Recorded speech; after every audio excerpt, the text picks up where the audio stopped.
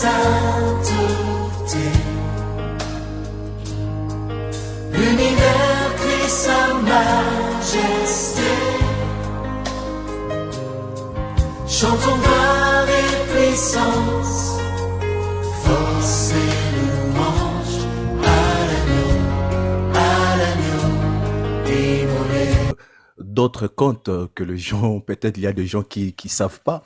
Et j'ai entendu vraiment les gens qu'il y a un docteur dans l'émission La Rencontre des Aigles et il a dit si vous n'avez pas la connaissance de l'évangile éternel, vous irez en enfer.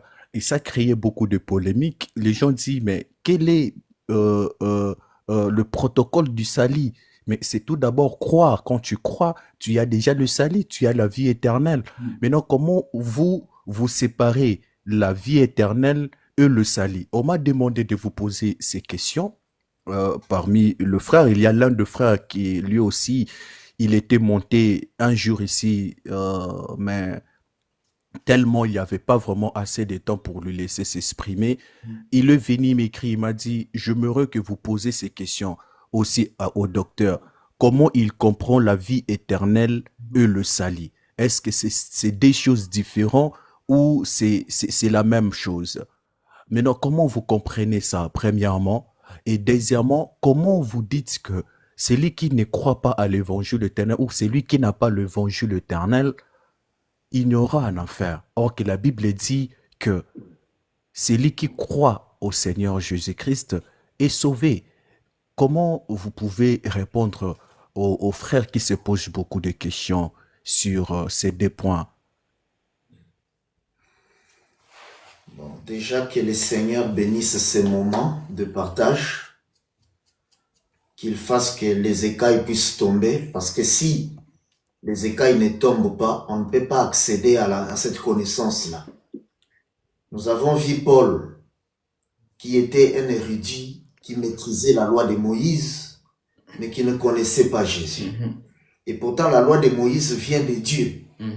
Lui, il croyait à la loi de Moïse, mais il n'avait pas le salut. Jusqu'à ce que Jésus fasse tomber les écailles de ses yeux. Les écailles, c'est un rideau. Voilà pourquoi dans le temple de Dieu, Dieu est derrière les rideaux dans le lieu très saint. Si les rideaux ne se déchirent pas, on ne peut pas le voir. Nous allons lire une écriture.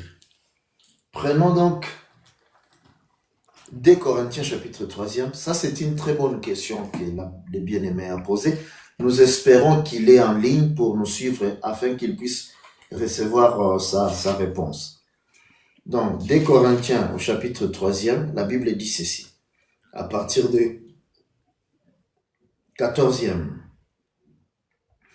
Mais ils sont devenus dires d'entendement, car jusqu'à ces jours, les mêmes voiles demeurent quand on fait la lecture de l'Ancien Testament et ne se lèvent pas parce que c'est en Christ qu'il disparaît. Jusqu'à ces jours, quand on lit Moïse, un voile est jeté sur leur cœur. L'Écriture dit que quand tu prends la Bible, tu lis. Si tu n'as pas la révélation, un voile vient te couvrir ta tête. En fait, ce n'est pas que quand tu lis, le voile vient. C'est un langage prophétique. Nous tous sur la terre, nous sommes voilés. Pourquoi? Parce que Dieu est caché derrière les rideaux. C'est ce rideau qui fait qu'on ne puisse pas voir Dieu. Parce que Dieu est lumière. Quand tu ne vois pas Dieu, donc toi tu es dans les ténèbres. C'est ça les rideaux. C'est pourquoi l'Écriture dit même que Dieu s'est couvert des ténèbres.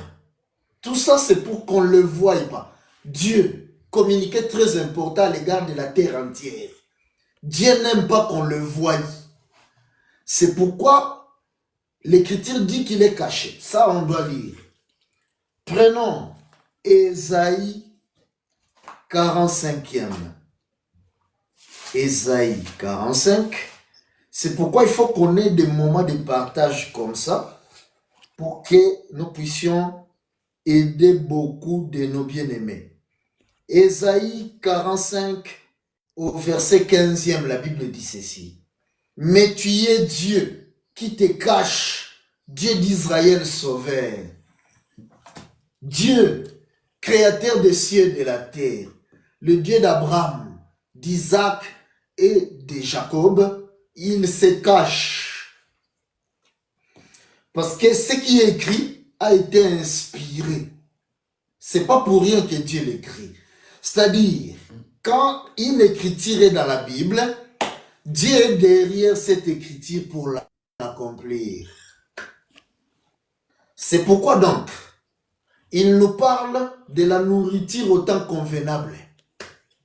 Autrement dit, tu peux manger, mais ce n'est pas au temps convenable. Tu n'auras pas la vie.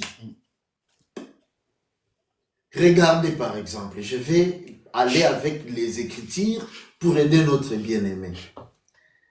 Au temps de Noé, Dieu vient dire à Noé, Noé, je vais détruire la terre. Toi, construis l'arche. Celui qui viendra entrer dans l'arche, il sera. Toi, construis l'arche. Celui qui viendra entrer dans l'arche, il sera la vie éternelle. Parce que le salut, c'est la vie éternelle. Il faut entrer dans l'arche. Je répète, il n'y a pas la différence entre le salut et la vie éternelle. Si nous prions Dieu, c'est pour obtenir le salut. Or, le salut, c'est ça la vie éternelle. Maintenant, au temps de Noé, nous disons qu'il y avait des gens qui étaient encore dans le ventre de leur mère, des fœtus, des enfants, des bébés dans le ventre. Ils n'avaient fait ni bien ni mal. Mais ils étaient en dehors de l'arche, ils ont péri. Pourquoi? Parce qu'en ces temps-là, Dieu vient dire, le salut c'est dans l'arche. Il scelle.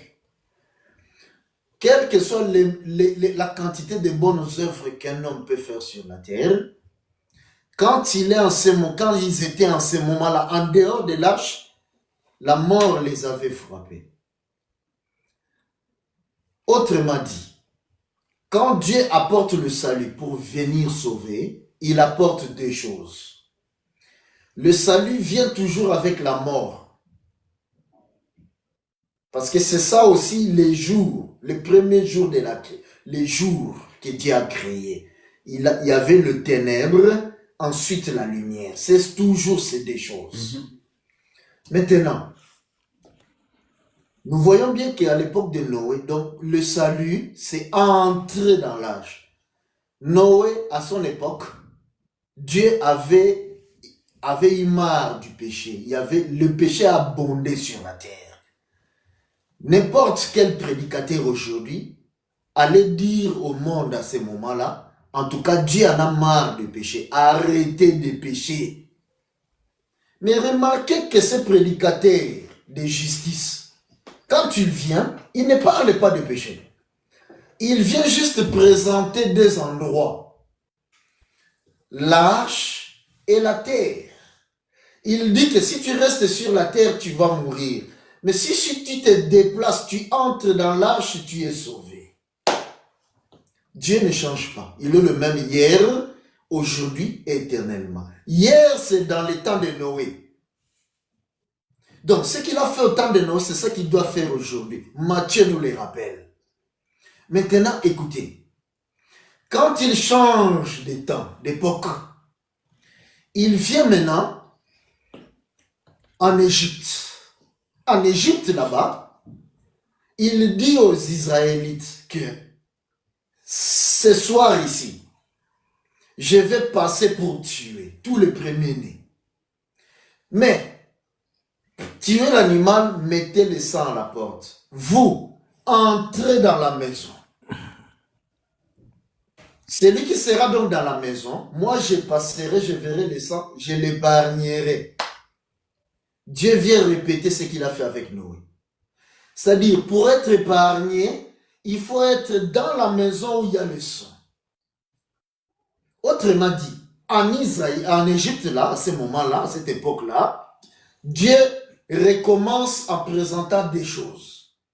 La maison où il y a le sang, c'est là où il y a la vie. Et puis l'Égypte. L'Égypte, en ce moment-là, représente le monde comme au temps de Noé. Autrement dit, même un Israélite, si tu mets le sang, mais tu n'entres pas dans la maison, la mort va frapper. Parce que Dieu a dit, après avoir mis le sang, il faut entrer dans la maison. C'est-à-dire qu'il présente toujours ces deux endroits, la mort et la vie. Maintenant, il change encore d'époque. Il vient nous présenter Rahab la prostituée. Rahab la prostituée, la Bible dit que à Jéricho, elle était prostituée, connue de tous. Mais elle a reçu les deux envoyés de Dieu. Maintenant, les deux envoyés de Dieu lui disent ceci. Ça, c'est très important. Prends le fil cramoisi, mets à ta fenêtre. Le fil cramoisi, c'est-à-dire un fil rouge qui symbolise le sang. Mets à la fenêtre. Maintenant, toi, va chercher les membres de ta famille, venez entrer dans ta maison. Donc, quand tu es dans Jéricho, tu restes dans Jéricho, tu meurs. C'est-à-dire Jéricho représente aussi le monde. Mais la maison de Rahab alors représente l'endroit où il y a la vie. Ils auraient pu dire à Rahab la prostituée que toi tu es prostituée, pour être sauvé, arrête la prostitution. Comme au temps de Noé, Noé n'avait pas parlé de péché. En Égypte, Moïse n'avait pas dit à Israël, ce soir ici, mettez le sang à la porte et arrêtez le péché. Non. Rahab la prostituée, la Bible dit prostituée. Mais les deux envoyés ne lui ont pas dit arrête la prostitution. Quand elle est restée dans sa maison, elle a reçu le salut. Jéricho était détruit. Mais remarquez que Rahab la prostituée fait partie même des ancêtres de Jésus. Donc, ça montre que après cela, elle n'était plus prostituée. Parce que quand tu viens en Jésus, qui est représenté par la maison de Rahab, qui est représenté par l'arche, qui est représenté par la maison d'Israël où on a mis le sang à la porte, c'est-à-dire c'est Jésus. Quand tu rentres en Jésus, Jésus va venir faire maintenant, te donner la vie éternelle. Cette vie éternelle va se manifester au travers des bonnes œuvres. Mais quand tu es en dehors, même si tu as des bonnes œuvres, la mort va te frapper. C'est là où maintenant intervient l'écriture qui dit que les enfants dans le ventre de Rebecca n'avaient fait ni bien ni mal. Nous sommes donc dans Romains 9. Nous allons lire cela, c'est très important parce que nous sommes en train de répondre à l'autre volet de la question. Donc, Romains, chapitre donc 9e, Romains, qui parle donc de l'élection de Dieu. Alors, Romains 9, nous lisons à partir des 11. La Bible dit ceci. Car les enfants n'étaient pas encore nés, et ils n'avaient fait ni bien ni mal, afin que le dessein d'élection de Dieu subsiste, sans dépendre des œuvres, et par la seule volonté de celui qui appelle. Quand il fut dit à Rebecca, l'aîné sera assujetti au plus jeune, selon qu'il est écrit, j'ai aimé Jacob et j'ai haï Ésaü. Oh, nous on aime ça. Remarquez plus bas, l'écriture dit dans 17 ceci. Nous commençons par le verset 16. Ainsi donc, cela ne dépend ni de celui qui veut, ni de celui qui court, mais de Dieu qui fait miséricorde. Car l'Écriture dit à Pharaon, je t'ai suscité à dessein pour montrer en toi ma puissance, afin que mon nom soit publié par toute la terre. Ainsi, il fait miséricorde à qui il veut, et il endurcit qui il veut. Oh Jésus-Christ de Nazareth. Il y a l'élection de Dieu. Dieu a fait l'élection avant la fondation du monde, concernant la vie éternelle. Je répète, Dieu a fait l'élection avant la fondation du monde concernant la vie éternelle. Ça, nous devons aussi le lire avant de toucher ces Romains-là. Prenons donc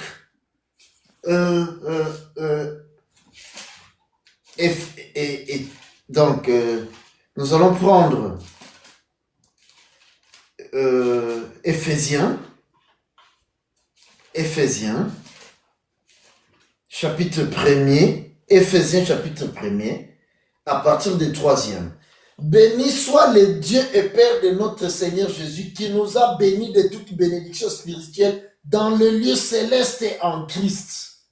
En lui, Dieu nous a élus avant la fondation du monde. Cette écriture, cette phrase est inspirée de Dieu. Dieu est derrière cette écriture pour l'accomplir. La Bible dit, en lui, en Jésus donc, Dieu nous a élus quand? Pas au XXe siècle. Avant la fondation du monde, avant qu'il ait créé Adam, Dieu a fait une élection. Pour que nous soyons saints et irréprochables devant lui. Il nous a prédestinés dans son amour à être ses enfants d'adoption par Jésus-Christ selon son bon plaisir, le bon plaisir de sa volonté. La vie éternelle, nous ne la recevons pas sur la terre. Dieu a fait une élection. Cette écriture, on ne peut pas l'effacer. Si tu effaces cette écriture, tu n'as pas la foi. Dieu a choisi ses enfants avant la fondation du monde. Autrement dit, les enfants de Dieu viennent de l'éternité. L'éternité, ce n'est pas les firmaments, là où il y a des galaxies. Non. L'éternité, c'est le corps de Dieu. Dieu Amen, est amen. C'est pourquoi Job dit que quand Dieu créait, ses enfants étaient en train d'applaudir et d'acclamer. Ils existaient, ils étaient là. Ils étaient donc dans le corps de Dieu. Au fait, quand Dieu vient pour sauver quelqu'un, il ne te laisse pas le libre arbitre. Parce que si tu fais partie de son corps, parce que c'est ça le plan de Dieu, Dieu, il s'est déchiré en petits morceaux, il s'est jeté sur la terre. Maintenant, il vient, dans chaque époque, retrouver les morceaux de son corps. C'est ça ce que Jésus dit que je bâtirai mon église. L'église, c'est le corps de Jésus. Jésus est en train de chercher chaque morceau de son corps pour les remettre à la place. C'est pourquoi il a dit que je n'ai perdu aucun, sauf celui qui devait se perdre. Donc, au commencement, quand il fait l'élection, il y en a qu'il a fait pour se perdre, les fils de la perdition ou livrés. Mais il y a les enfants de Dieu qui viennent du corps de Dieu. Voilà pourquoi aujourd'hui, il va venir te chercher pour que tu te rendes compte qui tu es. Parce qu'en réalité, nous ne recevons pas la vie éternelle sur la terre. Aucun enfant devient enfant que sur la terre. Non. L'enfant sur la terre, qui est le modèle, provient des reins de son père. Il transite par la maman et la maman le manifeste sur la terre. Ça, c'est le modèle ou l'ombre.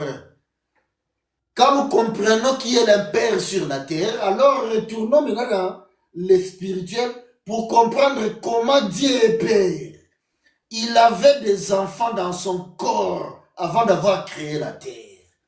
C'est pourquoi il les a élus. Quand Dieu maintenant vient chercher le morceau de son corps, parce qu'au travers de David, il avait dit que nous sommes des dieux, mais nous mourrons comme des hommes. Quand il vient, il ne te laisse pas le choix. Il va te déraciner pour que Jésus ne dise pas ce jour-là à la fin, Père, j'ai perdu certains. Non. Il va te retrouver pour que tu retrouves ton corps. Nous allons l'expliquer encore autrement. Parce que l'évangile éternel que nous enseignons, c'est aller montrer d'où la chose vient. Le pourquoi de cette chose-là. Dieu nous montre toujours l'ombre ou l'image avant de venir faire la chose. Il prend un peuple Israël parce que la Bible parle de Jacob qui est Israël. Israël, il vivait à Canaan. Dieu le fait quitter Canaan pour qu'il descende en Égypte. La Bible dit descendre. Donc ils sont descendus. Autrement dit, l'Égypte représente la terre. Donc ils sont descendus sur la terre. Les enfants de Dieu proviennent de l'éternité. Ils sont descendus sur la terre. Remarquez, Jésus, quand dans Jean 17, il parle des apôtres, il dit, Père, moi je m'en vais. Mais eux, protège-les parce qu'ils ne sont pas du monde. Les apôtres n'étaient pas de cette terre. C'est des extraterrestres. Ils venaient du corps de Jésus. Nous disons donc que Israël est descendu en Égypte. Alors, quand 400 ans sont arrivés, parce que 400 ans, c'est 12 mois, alors il est venu les chercher. Il envoie Moïse pas pour les Égyptiens. Donc en Égypte, il y a les Égyptiens, il y a Israël, deux peuples qui vivent ensemble, mais qui n'ont pas la même provenance. Moïse, quand il ne vient pas pour les Égyptiens. Dieu vient lui dire que va chercher mon peuple. Donc les Égyptiens n'étaient pas le peuple de Dieu. Toute la terre n'appartient pas à Dieu. Dieu a créé toutes choses. Mais sur la terre, tout le monde n'est pas enfant de Dieu. Il y a les enfants de Dieu et les enfants du diable. Jean chapitre 3e. Il y a les enfants de Dieu et les enfants du diable. Maintenant, quand Moïse vient, c'est pour que Israël retourne où ils étaient venus à Canaan. Or, Canaan, rappelez-vous, Canaan, c'est le petit-fils de Noé. La malédiction devait tomber sur son père. Mais c'est le fils qui est venu prendre cette malédiction sur lui. On ne se pose même pas la question. C'est lui qui a vu la nudité de Noé, c'est sur lui qu'il devait tomber la malédiction. Mais c'est Canaan ici, sur lui que la malédiction est tombée. Mais remarquez maintenant que Dieu est en train de dire à Israël, non, il faut aller à Canaan. Les lieux où coulent le lait et le miel. Oh. Donc, là où était la malédiction, maintenant c'est la bénédiction qui y est. Ça coule le lait et le miel. Donc, Canaan a la capacité de prendre la malédiction, la transformer en bénédiction. Ça ne peut être que J'aime ces choses. J'aime ces choses. Nous comprenons que Israël était en Jésus, ils sont venus sur la terre, et maintenant, Dieu envoie ses serviteurs pour qu'ils retournent d'où ils étaient. C'est pourquoi nous ne devenons pas enfants de Dieu sur la terre. Non. Si tu ne l'as pas été avant, tu ne le deviendras pas sur la terre. Voilà pourquoi il y a eu aussi des ramassis qui ont essayé de suivre Israël aussi pour aller à Canaan. Mais s'ils étaient arrivés à Canaan, ils allaient habiter où? Parce que Canaan était partagé par Israël, les 12 tribus. Et ils allaient y habiter où?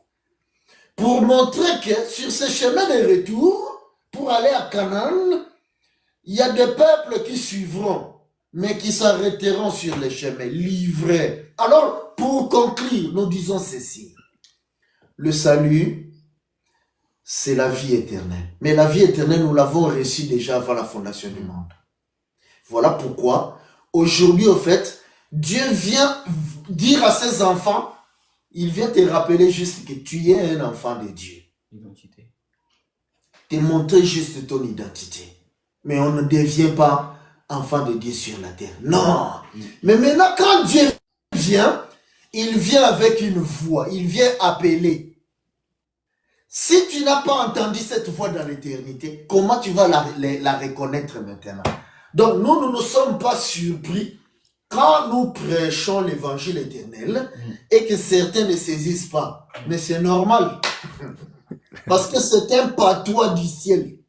Il faut avoir été là-bas pour les reconnaître. Si tu n'as pas été là-bas, non, tu ne les reconnaîtras pas. Je vais te dire. Dieu a créé l'ivraie, il a créé le blé. Le blé, jusqu'à la fin du monde, il restera blé. Il ne se changera jamais en ivraie. Jamais. L'ivraie ne se transformera jamais en blé. Non. Jamais, jamais. Voilà un peu ce que nous pouvons dire. Mais maintenant, une chose importante. Quand Dieu avait dit à Noé, il faut entrer dans l'arche. Les gens sont rentrés, ils étaient 8. Ils sont rentrés dans l'arche, ils étaient sauvés. Maintenant, dans une autre époque, prenons l'époque des Rahab la prostituée. Rahab la prostituée, Dieu ne vient pas dire Rahab la prostituée, construis le bateau. On n'a pas dit à Rahab la prostituée, construis l'arche. Non! Mais Rahab la prostituée a construit l'arche. Parce que la maison de Rahab la prostituée, c'est l'arche. Mais à cette époque de Rahab, la Bible ne l'appelle pas l'arche. Non! La Bible l'appelle la maison de Rahab. En Égypte, pareil. Mais le problème, c'est quoi? C'est la pensée de Dieu. Pour Dieu, que ce soit un bateau, que ce soit une maison, le plus important qui est le sang. Parce que le sang, c'est la vie. Donc le sang de Jésus, c'est ça la vie éternelle. Quand il y a le sang de Jésus, toi tu viens là, tu es sauvé. C'est pourquoi donc, nous avons vu que quand on lit l'Ancien Testament, le voile vient de découvrir. Et pourtant, l'Ancien Testament, la loi est sainte. La Bible dit que la loi est sainte. La loi, c'est la parole de Dieu. Mais si tu restes avec la loi, tu meurs. Parce que Dieu est en mouvement. Il est venu par la loi. Ensuite, il a marché, il a continué. Quand il a continué, il a appelé cela saine doctrine avec les apôtres.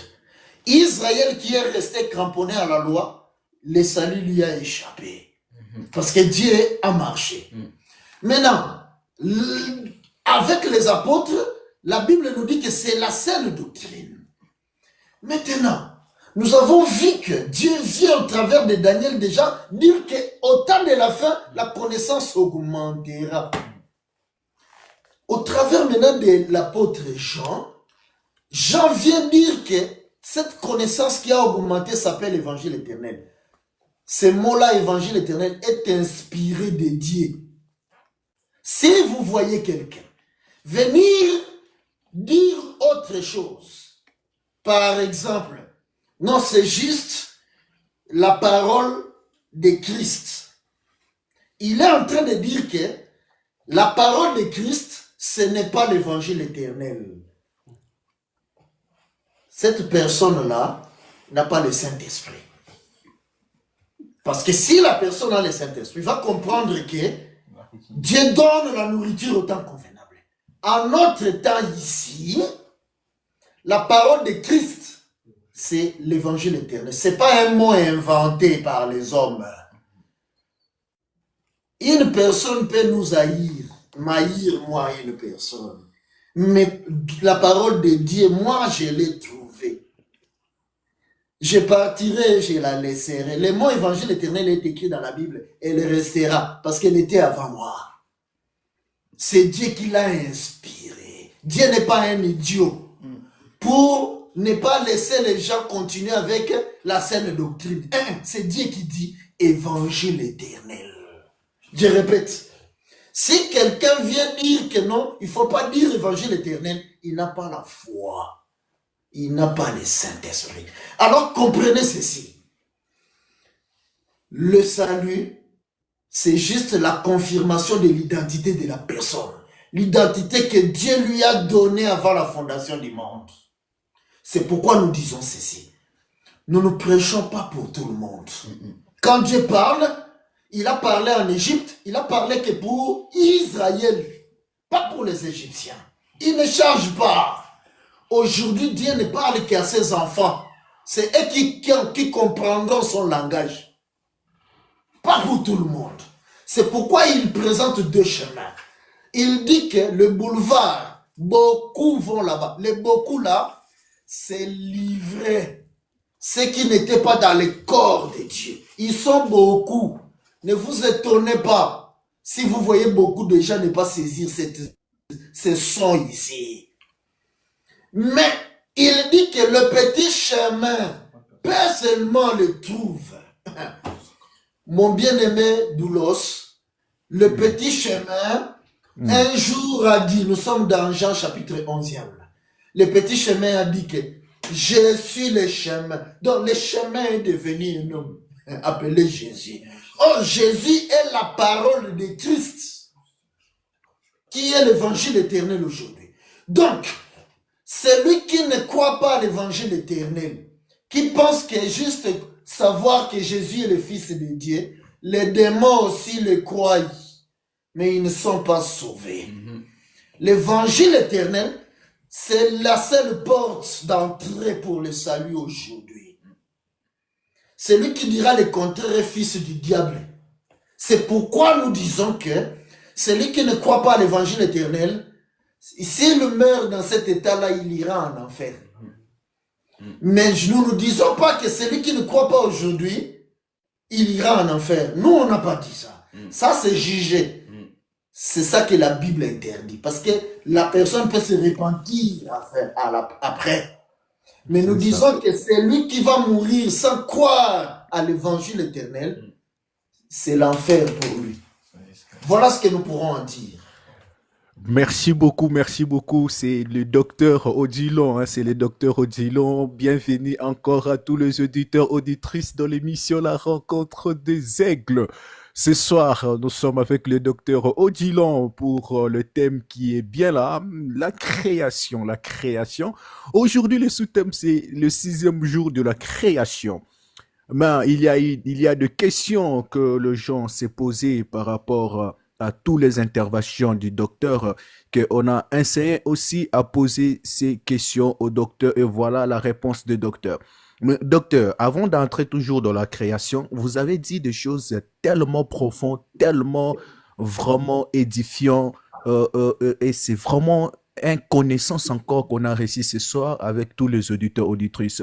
Mais il y a quelque chose que vous avez dit que nous voulons aussi comprendre très bien avant d'entrer dans notre sujet. Je ne sais pas si vous me permettez. D'accord. Docteur, tout à l'heure, vous avez dit que on vient de l'éternité. Et nous, l'Église, on est de partie des dieux qu'on va rentrer là. Voilà. Mais docteur, la Bible dit Dieu a créé Adam et Ève. Adam et Ève, c'est les deux personnes qui viennent vers l'éternité. Alors nous tous, nous sommes des descendants d'Adam et Ève. Donc nous sommes des fruits d'Adam et Ève. Comment qu'il y a juste une partie qui sont de partie de Dieu et les autres ne sont pas. Or que nous tous, on vient de l'éternité. Nous tous, on sort de l'éternel. Parce que la Bible dit Dieu créa l'homme à son image. Même les païens qui sont là-bas sont aussi dans l'image de Dieu. parce que ce sont la création de Dieu. Maintenant, comment les gens-là n'hériteront pas le royaume de cieux? Comment les gens-là ne retournaient pas aussi dans l'éternité? Parce que la Bible nous dit quand Israël quittait Canaan, tout Israël retournait encore là-bas. Tout, même le zoo de Jacques de Joseph. Joseph a dit même que Dieu vous visitera, Mais les amenez. Égyptiens sont restés en Égypte. Voilà, mais les Égyptiens sont restés en Égypte. Mais non, Hmm. docteur, moi, vraiment, nous voulons un peu que vous nous expliquiez vraiment Ça, très c'est bien trop pour profond. édifier tous les auditeurs, auditrices. Chers auditeurs, auditrices, nous sommes dans l'émission La Rencontre des Aigles. L'émission La Rencontre des Aigles, c'est l'émission laquelle on vous ramène le ministre de Dieu et de servante de Dieu pour nous édifier, pour nous enseigner. Devant vous, nous sommes avec le docteur Odilon. Avec le docteur Odilon, c'est le docteur de l'ensemble de saints. Et avec lui, on a commencé une séance d'enseignement sur la création. Aujourd'hui, nous sommes dans sous-thème le 6e jour de la création. Je vous invite tous, chers auditeurs, de rester fidèles dans l'émission La Rencontre des Aigles. Restez là pour être enseignés. Nous ne sommes pas encore entrés dans notre sous-thème qui est le 6e jour de la création, mais on profite aussi de poser certaines questions pour nous aider, nous éclairer. Parce que nous sommes des enfants de Dieu, on est censé d'être enseignés et éclairés par les Écritures. Parce que n'oubliez pas, nous étant que le disciple de Jésus, étant que des enfants de Dieu, on est censé de maîtriser le salut. Tout à l'heure, le docteur a entré dans la profondeur et dans une dimension spirituelle tellement élevée pour nous expliquer le salut, l'éternité, comment on va rentrer. Il nous a rassuré notre salut. Et voilà, mais il y a aussi un peu de petites questions pour compléter vraiment notre connaissance au lieu d'être inachevé. Docteur Odilon, on revient vers vous. Hmm. Docteur Odilon, que dites-vous, docteur? Nous tous, nous sommes des fruits d'Adam et Ève, et nous tous, on vient en lui par Dieu, parce que Adam et Ève, ce sont des fruits des entrailles de Dieu. Alors, si on va aller dans votre sens, qu'on va retourner par chaque membre de Dieu là, mais c'est-à-dire nous tous, on va retourner là-bas, parce que nous tous, on vient aussi là-bas. Qu'est-ce que vous C'est une dites, très très docteur? bonne question. Nous lisons d'abord Proverbe chapitre 6, verset 4. La Bible dit ceci. L'Éternel a tout fait pour un but, même les méchants pour les jours du malheur. Donc c'est Dieu qui a créé aussi les méchants. On va aller voir ça. Maintenant, concernant donc la prédestination, il dit ceci. Romains 8. Romains 8, qui va encore nous compléter. La Bible dit ceci. Romains 8, 28e. Nous savons du reste que toutes choses concourent au bien de ceux qui aiment Dieu, de ceux qui sont appelés selon son dessein. Car ceux qu'il a connus d'avance, il les a aussi prédestinés à être semblables à l'image de son Fils, afin que son Fils soit le premier-né de beaucoup de frères. Et ceux qu'il a prédestinés, il les a aussi appelés. Et ceux qu'il a appelés, il les a aussi justifiés. Et ceux qu'il a justifiés, il les a aussi glorifiés. Donc Dieu a connu certains d'avance, donc dans l'éternité, mais pas d'autres. On va y arriver. Maintenant, il dit, toujours donc dans Romains, ça c'est l'écriture que tout le monde connaît, nous pouvons nous en passer. Il parle du potier. Le potier, avec la même pâte de terre, il fait les vases d'honneur ainsi que les vases d'usage vil. Mais la même pâte, ça dépend du bon vouloir du potier. Dieu est un potier. S'il y a l'écriture ne parle que de Dieu. Donc Dieu est un potier. Au commencement, avant la création, il avait la pâte de terre. La pâte de terre, il a fait d'autres hommes, ses enfants. Il a fait d'autres hommes des ivres. C'est pourquoi il crée Adam, comme tu as dit là. Adam, la Bible dit que tout homme est issu d'Adam. Autrement dit, il y a le premier Adam, il y a le second Adam. Parce que l'Ancien Testament est l'ombre, le Nouveau Testament est la réalité. Ce que Adam fait ici, c'est ce que Jésus fait ici. Autrement dit, tout homme devait sortir d'Adam parce que Adam est l'image de Dieu que tu venais de toucher. Or, Dieu, c'est lui qui crée l'ivraie, c'est lui qui crée le blé. Autrement dit, c'est lui le potier qui crée le vase d'honneur et le vase d'usage vil. Maintenant, il manifeste maintenant au travers d'Adam. Adam, c'est l'image de Dieu. Autrement dit, le vase d'honneur doit sortir d'Adam. Le vase d'usage vil doit aussi sortir d'Adam. C'est pourquoi Caïn est sorti d'Adam. Caïn n'est pas ici du serpent, non. Adam connut Ève, sa femme, ils ont Caïn. C'est livré. Donc, c'est-à-dire là, il joue les fonctions de Dieu qui a créé l'ivraie et le blé. Donc, l'ivraie et le blé doivent sortir de lui. C'est pourquoi maintenant nous voyons cela avec le second Adam. Avec Jésus, Jésus n'est pas venu mourir pour tout le monde. Oh, merci Seigneur de nous avoir aimés et sauvés. Jésus n'est pas venu mourir pour tout le monde. Si Jésus meurt pour toi, c'est le salut. Si tu n'es pas sauvé, donc c'est lui qui a échoué. Nous avons lu tout à l'heure que le salut ne dépend pas de nos œuvres. Nous sommes sauvés sans les œuvres. Parce que quand tu fais une œuvre, tu es récompensé par un salaire. Donc, si Jésus vient à la fin, toi, le salaire que tu as reçu, c'est la vie éternelle, mais tu lui prives de la gloire, parce qu'il ne dira pas que c'est lui qui t'a sauvé. Sa mort à la croix est inutile. Il est venu nous sauver sans les œuvres. C'est pourquoi il insiste qu'il est venu chez Rebecca. Les enfants n'avaient fait encore ni bien ni mal.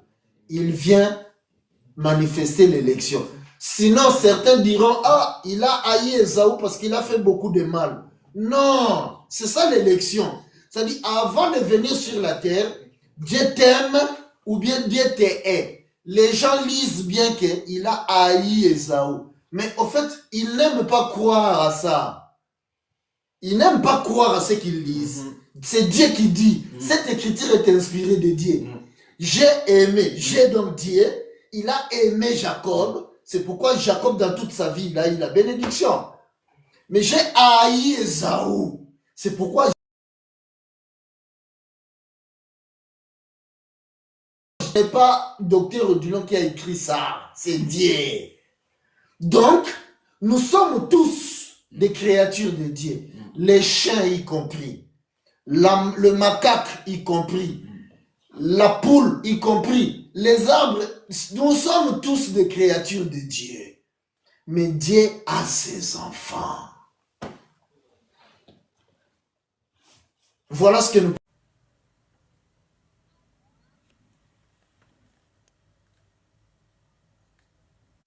Explication.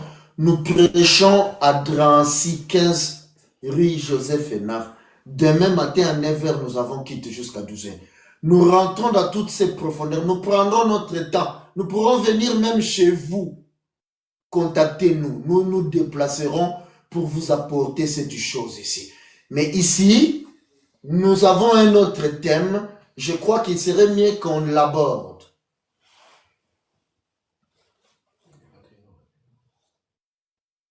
Je ne sais pas si le bien-aimé... Merci beaucoup. Ah. Merci beaucoup, merci beaucoup. Nous disons que Dieu vous bénisse, les gens qui signalent le mission.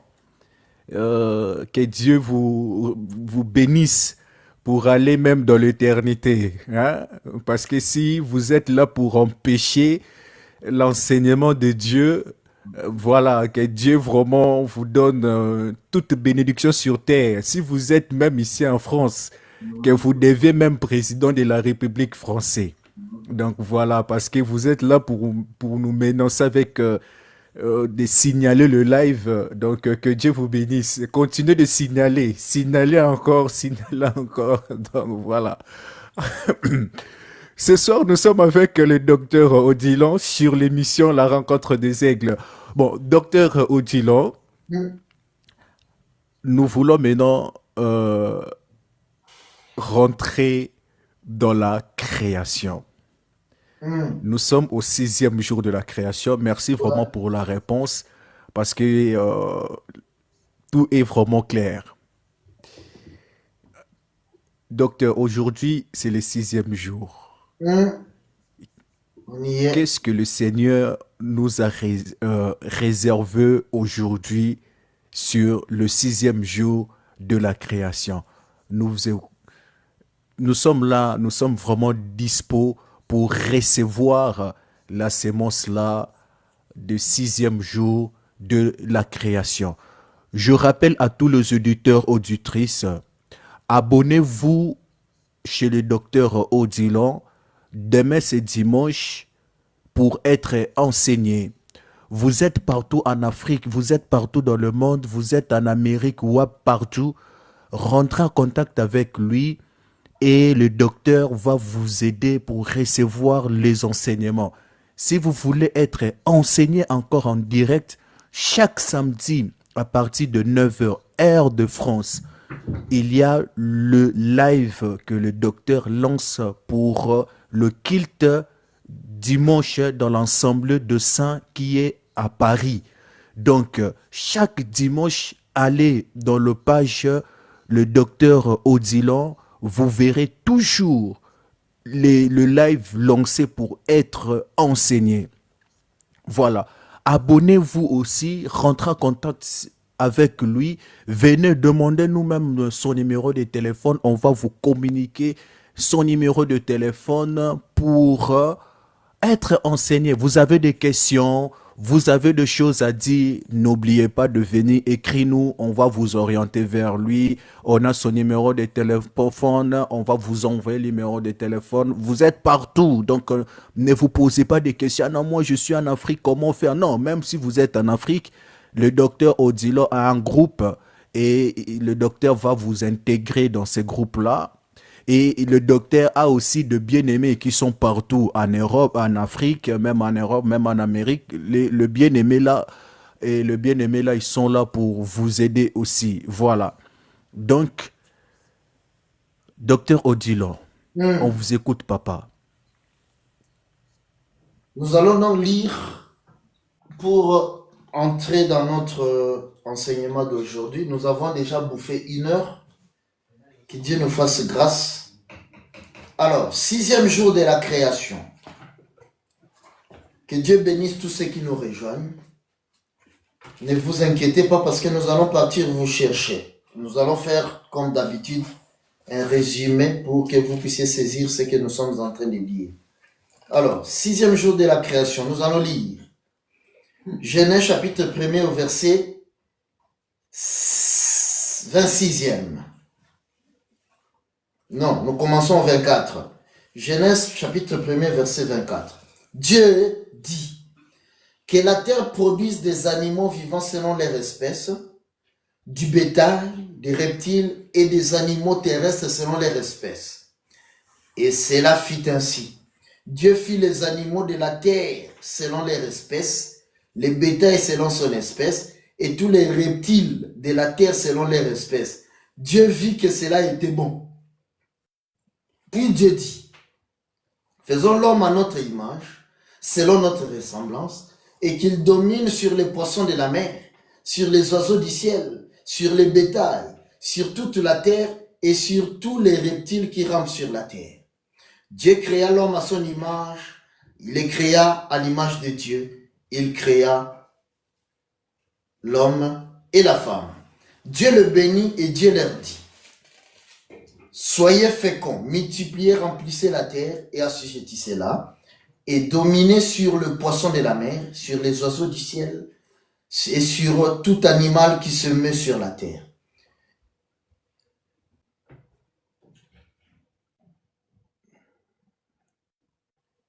Voilà. Donc ça, c'est le 6e jour de la création. Encore une fois, que Dieu bénisse tous ceux qui ont commencé avec nous et ceux qui nous rejoignent. Nous avons commencé donc à parler de la création parce que la création a été inspirée par Dieu. Dieu aurait pu venir créer autrement, mais il a créé de cette façon-là, en nous présentant 7 jours. Et nous sommes partis donc montrer qu'est-ce que chaque jour. Ce que nous disons ici, nous le disons de façon succincte, parce que nous n'avons pas le temps ici. Cet enseignement de 7 jours de la création peut nous prendre des années et des années. Donc il y a beaucoup de choses que nous ne disons pas. Mais nous, qu'avec la grâce de Dieu, nous faisons de sorte à ce que chacun reçoive quelque chose, qu'il comprenne ce que c'est les 7 jours de la création. En tout cas, les 7 jours de la création, c'est dans la Bible. Dieu parle de 7. Dieu aurait pu venir dire que la création soit. La création aurait pu apparaître directement. Mais Dieu n'a pas fait comme ça. Dans sa loi, il est venu faire en 7 jours. C'est pourquoi nous avons commencé par montrer ce que c'est ces 7 jours. Regardez, le premier jour de la création, nous avons vu que Dieu a créé la terre, les ténèbres et puis les eaux. Parce que quand vous lisez le premier jour de la création, vous allez voir que la Bible dit que Dieu créa les cieux au pluriel et la terre. Ensuite, au 2e verset, la Bible vient dire la terre était informe et vide. Nous avons déjà démontré que cette terre-là n'était pas informe et vide, mais elle est devenue informe et vide. Parce que c'est la terre du premier verset que Dieu a fait devenir informe et vide. La terre du premier verset était parfaite. Ça, c'est dans l'ombre. Dans la réalité ici, pour que certains puissent bien saisir, la terre, c'est Jésus. Rappelez-vous, il a dit, Père, tu n'as voulu ni sacrifice, ni offrande, ni holocauste, mais tu m'as formé un corps. Je viens pour faire ta volonté, c'est-à-dire pour entrer sur la terre. Entrer sur la terre veut dire venir entrer dans l'eau et devenir informe et vide. C'est ça ce qu'il a fait en entrant un jour dans la tombe, 2 jours, et au 3e jour, il est sorti de la tombe. C'est Jésus, cette terre-là du commencement. Remarquez que quand Jésus est venu sur la terre, il est parfait. Donc, la terre du premier verset de la Bible est parfaite. Mais c'est après que Dieu la prend, maintenant la fait devenir informe et vide. Mais maintenant, dans la manière de Dieu de faire les choses, il se répète parce qu'il n'y a rien de nouveau sous le soleil. Nous avons compris que quand il répète la terre, les ténèbres et l'eau, il nous amène dans le ventre d'une maman. Parce que ça, c'est le commencement de la terre planète. Cette terre était informe et vide dans l'eau. 3 jours après, la terre est sortie des eaux. Maintenant, en face de la terre, tout commencement de la terre doit commencer par l'eau. Parce que Dieu ne change pas. Les mêmes hier, aujourd'hui, éternellement. C'est pourquoi donc, toute personne sur la terre qui est une terre, il doit commencer de la même manière que la planète Terre. C'est pourquoi nous commençons dans le ventre de nos mères, étant fœtus. Et dans le ventre de la maman, il y a du liquide amniotique. Et là-bas, dans le ventre, c'est sombre. Il n'y a pas d'ampoule là-bas.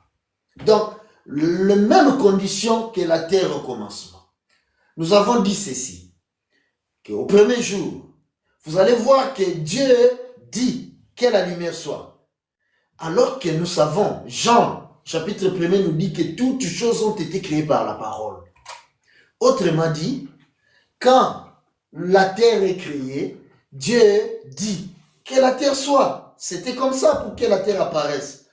Quand le ténèbre est créé, Dieu avait aussi dit que les ténèbres apparaissent. Quand les eaux, la formation des eaux, Dieu a dit que les eaux soient. Mais ici, la Bible s'est tue. Mais seulement au moment de la lumière, la Bible est dit maintenant, Dieu est dit. Ce n'est pas la faute d'orthographe des gens qui ont écrit la Bible. La Bible a été écrite par des gens inspirés, des scribes qui étaient inspirés par Dieu. Tous les mots qu'ils ont écrits est inspiré. C'est pourquoi donc, nous comprenons que Dieu a fait avec un but de se taire lors de la création de la terre, des ténèbres et de l'eau. C'est pourquoi donc, nous voyons que quand il recommence, dans le ventre de la maman, si le bébé essaye de crier, il va boire l'eau, il va mourir. Il est interdit à l'enfant de parler dans le ténèbre.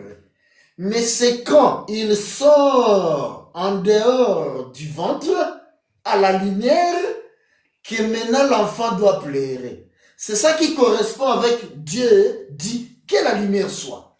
C'est-à-dire, la parole est accompagnée par la lumière.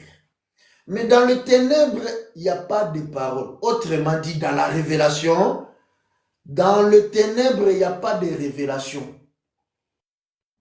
C'est-à-dire, c'est l'ignorance. Or, la Bible dit que l'ignorance, c'est la mort. Mon peuple périt par manque de connaissances, donc par l'ignorance. Mais mon peuple est sauvé par la connaissance de Dieu. Nous sommes dans Jean 17:3.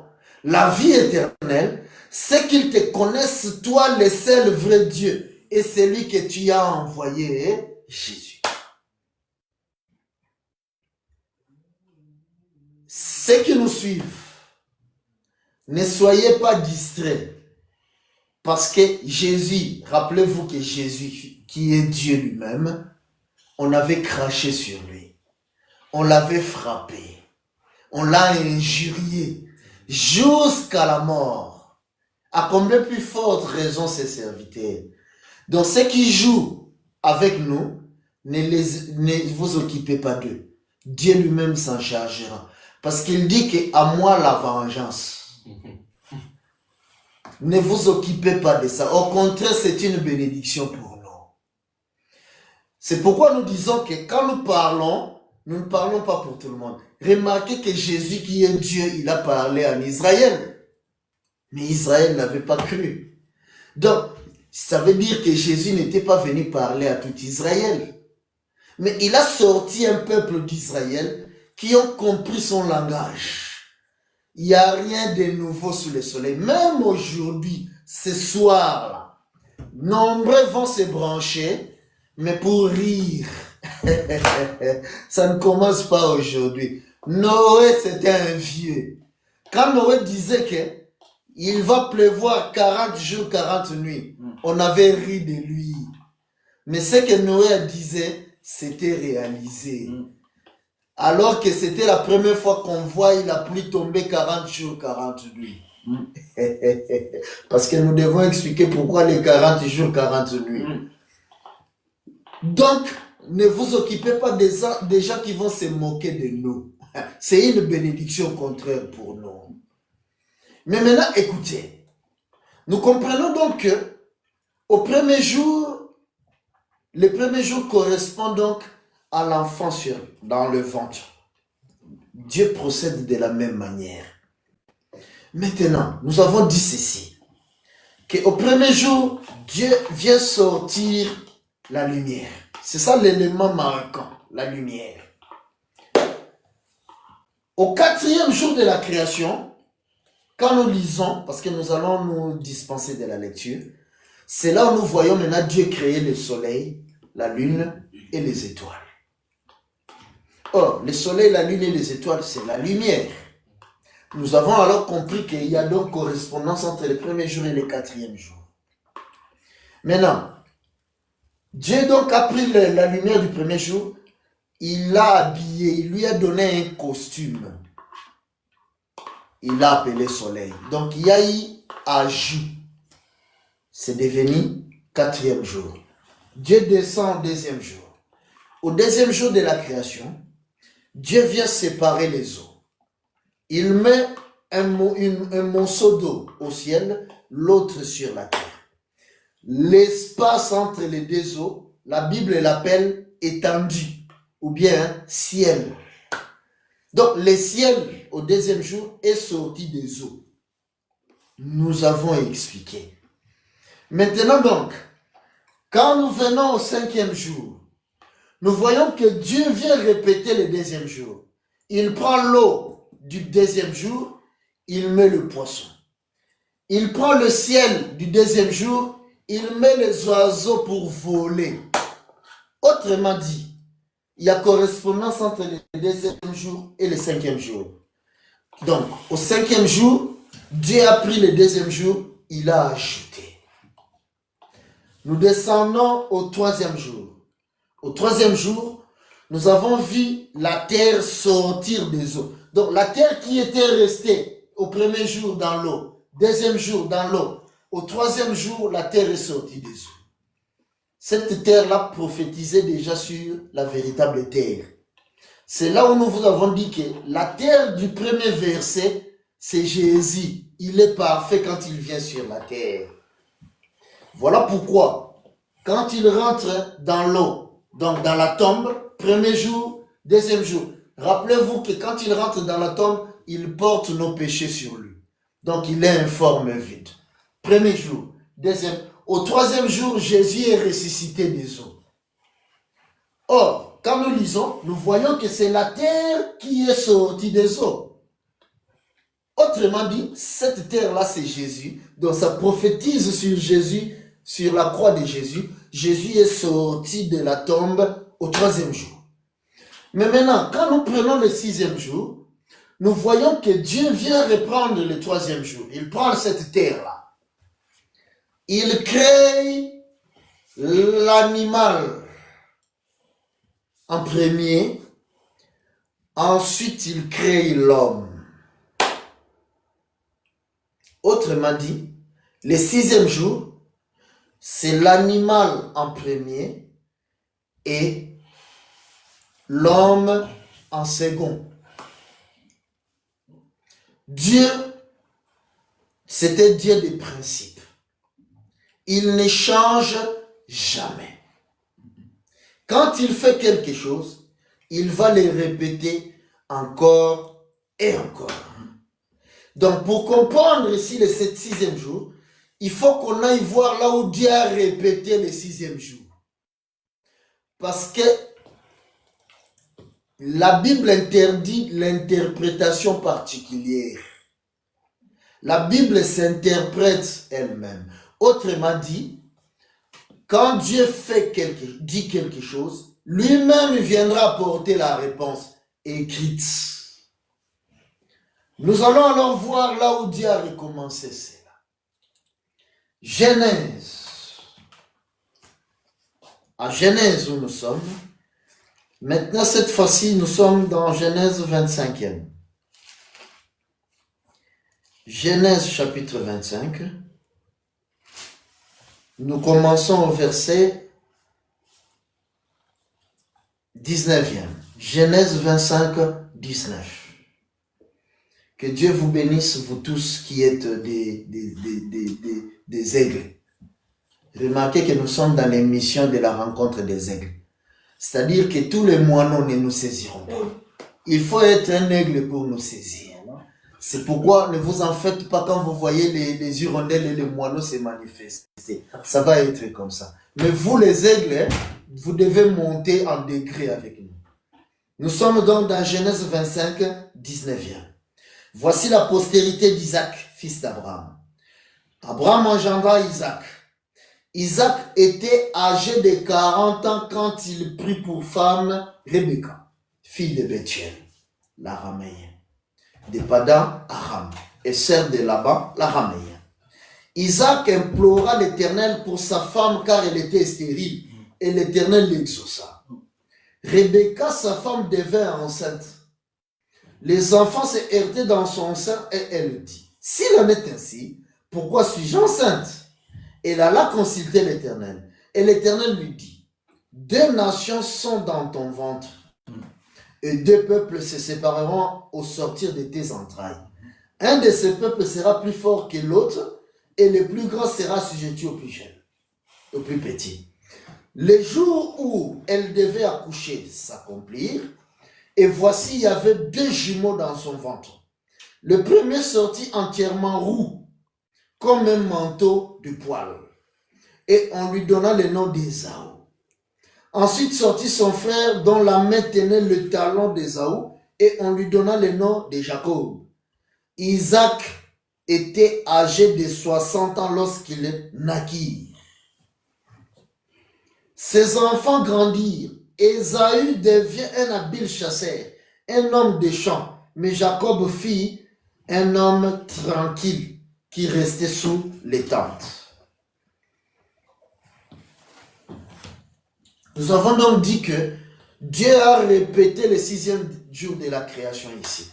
La vie de Jacob, c'est les 7 jours de la création. D'Isaac, la vie d'Isaac.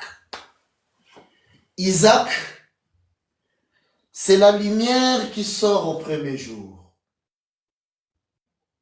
Remarquez que la lumière du premier jour, arrivée au 4e jour, la lumière devient soleil. Or, le soleil, la Bible dit que c'est un époux. Nous allons lire cela. Psaume 19e. Nous prenons les Écritures pour aider surtout ceux qui aiment Jésus-Christ, qui aiment la révélation, qui aiment comprendre. Parce que cette compréhension, c'est ça la vie éternelle. Alors, Psaume, au chapitre donc 119e, Psaume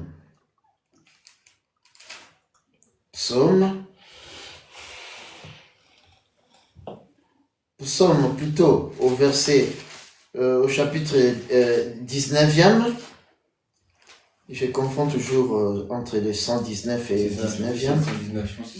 Donc, nous sommes psaume 19, la Bible dit ceci, au verset 6e. Et le soleil, semblable à un époux qui sort de sa chambre, se lance dans sa carrière avec la joie d'un héros. La Bible dit que le soleil, c'est un époux qui sort de sa chambre. Un époux, c'est un homme marié. Nous comprenons donc que la lumière du premier jour, c'est Isaac ici. Nous donnons son nom, la lumière du premier jour. Pour les moineaux, c'est juste la lumière fut, mais pas pour nous. Pour nous, Isaac fut. Nous donnons le nom de la lumière. Maintenant, arrivé au 4e jour, la lumière du premier jour s'est mariée. C'est pourquoi donc Dieu répète cela. Quand maintenant Isaac a 40 ans, parce que 40 ans c'est aussi 4e jour. Quand il a 40 ans, il s'est marié à Rebecca. Or, ici, la lumière du premier jour, quand arrivé au 4e jour, la lumière s'est mariée à la lune. Parce que la lune, c'est la femme du soleil. Donc la lune s'appelle Rebecca. Laissons les hirondelles dire seulement la lune. Nous, on donne le nom de la lune. La lune s'appelle Rebecca, ici. Maintenant, arrivé maintenant au 6e jour, nous avons vu que il y a maintenant l'apparition de l'animal et de l'homme. Autrement dit, quand Isaac a 60 ans, il a maintenant les 2 enfants qui sont des jumeaux. L'un s'appelle Ésaü. Il est né avec beaucoup de poils, donc c'est un animal. Ici, dans la création, Dieu l'a appelé seulement animal. Dieu a créé l'animal. Pour nous, donc, laissons les moineaux avec ça. Mais nous, au 6e jour, Dieu créa Ésaü et Jacob. Les 2 jumeaux. Autrement dit, le 6e jour, c'est un jumeau. Face de l'animal, face de l'homme. Vous allez comprendre cela. Parce que nous prêchons l'évangile éternel qui est les profondeurs, les hauteurs, la longueur ainsi que la largeur. Dieu a promis, au travers de Daniel chapitre 12 verset 4, toi Daniel, scelle ces paroles, scelle les livres, cela sera ouvert au temps de la fin. C'est Dieu qui dit ça. Alors Daniel a fermé. Maintenant, au temps de la fin, Dieu est venu ouvrir. Parce que la promesse de Daniel dit qu'au temps de la fin, quand le livre sera ouvert, la connaissance augmentera. Donc, ce que nous prêchons les livres ouverts et transmettons la connaissance qui augmente. Cette connaissance, Jean l'a vu, il l'a identifié étant évangile éternel. Et pourtant, Jean était le dernier des apôtres. Tous les autres étaient déjà morts. Les autres apôtres, on n'a pas entendu dans leur bouche les mots évangile éternel. On avait entendu dans leur bouche les mots saine doctrine.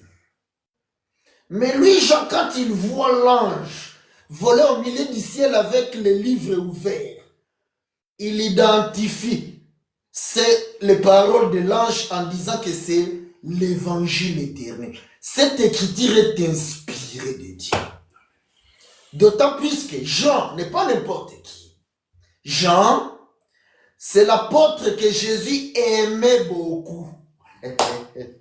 Oh, nous aimons cet évangile. C'est ça la vie éternelle. Car la vie éternelle, c'est la connaissance de Dieu. Dieu vient se révéler partout. Il s'est caché dans les Écritures. Il s'est caché dans les lieux sombres du pays. Nous, on va le dénicher. Écoutez, la Bible ne dit pas que Pierre, c'est l'apôtre que Jésus aimait beaucoup. Thomas, c'est l'apôtre que Jésus aimait beaucoup. Non. Jean, c'est l'apôtre que Jésus aimait beaucoup. Ici, nous sommes dans les choses de Dieu. Nous ne sommes pas sur la terre. Quand Dieu parle d'aimer, il est un homme. Il n'y a que l'homme qui aime une femme. Parce que dans la Bible, vous ne verrez jamais une femme aimer un homme. La femme n'a pas l'amour. Le cerveau nous tue. Mais nous comprenons que la source donc de l'amour, c'est l'homme. Quand l'amour naît dans l'homme, il va venir la planter dans la femme parce que la femme est une terre.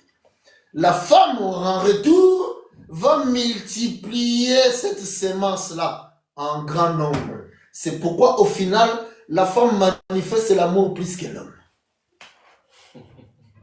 Mais écoutez, Jean, il est ici en train de typifier l'épouse de Christ. Voilà pourquoi Jésus qui est l'homme, Pilate l'a présenté, voici l'homme. Oh, il ne comprenait pas ce qu'il disait. Parce que c'est le Saint-Esprit qui avait mis les paroles dans sa bouche pour qu'il puisse présenter l'homme. Parce que Moïse n'était pas un homme. Abraham non plus. Adam non plus. Il a fallu que l'homme vienne sur la terre. Voilà pourquoi la femme, à la perte de ça pendant 12 ans, l'a vu. Alors qu'elle a rencontré Moïse, qui lui a transmis la semence, mais qui n'avait pas arrêté, qui ne l'avait pas engrossé. Mais un jour, elle vit enfin l'homme. Elle est partie toucher son vêtement. La semence lui a été transmise. Oh, la force a quitté Jésus pour entrer dans cette femme-là, pour la guérir. Donc ici, nous comprenons que Jean est en train de typifier l'épouse de Christ. Voilà pourquoi donc nous comprenons que Jean a reçu la visitation de son époux. Apocalypse, qui est écrit par Jean, N'est-ce pas qu'à partir de la Pentecôte, Jésus a été révélé par le Saint-Esprit? Mais la Bible nous dit qu'Apocalypse, c'est la révélation de Jésus. Mais il faut que les gens se posent déjà cette question-là. Jésus a été révélé à partir de Pentecôte. Tous les apôtres ont prêché la révélation de Jésus. Mais avec Jean ici, dans l'île de Patmos, la Bible parle encore de la révélation de Jésus. Apocalypse signifie révélation de Jésus. Mais à qui Jésus vient se révéler? À Jean, parce que c'est son épouse. Autrement dit, Jésus est venu se déshabiller entièrement. Nous prêchons la nudité de Jésus. Voilà pourquoi certains, ils confessent Jésus habillé. Ils disent que non, nous avons la foi, nous avons le salut, nous sommes sauvés. Le salut, c'est recevoir la grossesse. Or, la grossesse, c'est il faut que tu sois ensemencé. Un homme habillé va t'ensemencer? Non! Voilà pourquoi la semence, c'est l'évangile éternel. Jean, il voit donc la visitation de son époux. C'est ça, Apocalypse. Mais maintenant, quand il voit, il identifie la sémence. Évangile éternel. Nous comprenons donc que voilà pourquoi donc nous rentrons dans les profondeurs et les profondeurs, les hauteurs et les hauteurs, là où les moineaux ne peuvent pas nous suivre, ni les hirondelles. Soyez pas étonnés de ça. Maintenant, remarquez, nous comprenons donc qu'au 6e jour, c'est la naissance des jumeaux. Ces jumeaux-là, c'est l'animal et l'homme. Retenez que ce sont des jumeaux, des vrais, pas des faux jumeaux. Autrement dit, les vrais jumeaux, c'est une même personne.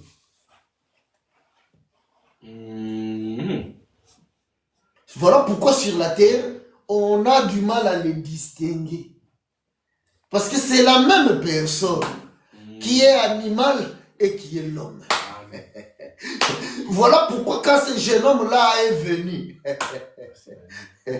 Jean-Baptiste l'a vu. Il a dit, voici Ésaü. Jean-Baptiste l'a confirmé. Laissons les moineaux dire, voici l'agneau de Dieu qui ôte le péché. Pour nous les aigles, Jean-Baptiste, quand il l'a vu, il a dit, voici Ésaü. Et quand Pilate le voit, voici Jacob. Ça, c'est la dimension des aigles. Laissons les Ésaü, laissons l'animal et l'homme dans les églises évangéliques. Nous devons monter, grimper dans les hauteurs. Donc, Ésaü et Jacob, c'est une même personne qui montre seulement la mort ainsi que la résurrection. Voilà pourquoi l'aîné Ésaü devait se sacrifier. C'est pourquoi Israël, notre aîné, ne sacrifiait pas les hommes. Dieu lui a donné les animaux à sacrifier parce que c'était aussi un animal.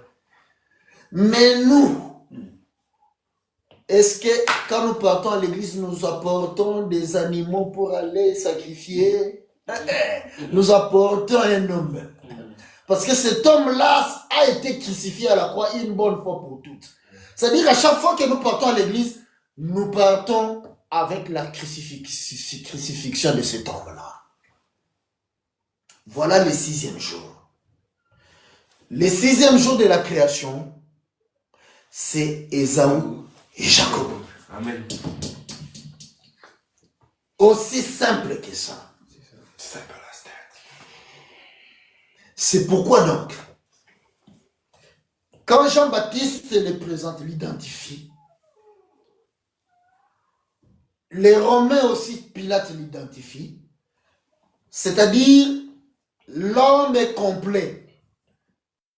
À l'époque d'Israël, c'était seulement l'animal. Mais l'homme est venu. Donc, il est complet. Le 6e jour est complet. Or, quand le 6e jour est complet, il nous donne accès au 7e.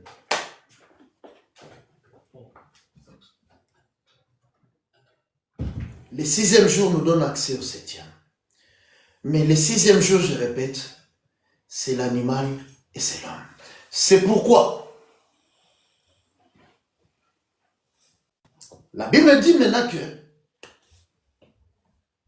Jacob,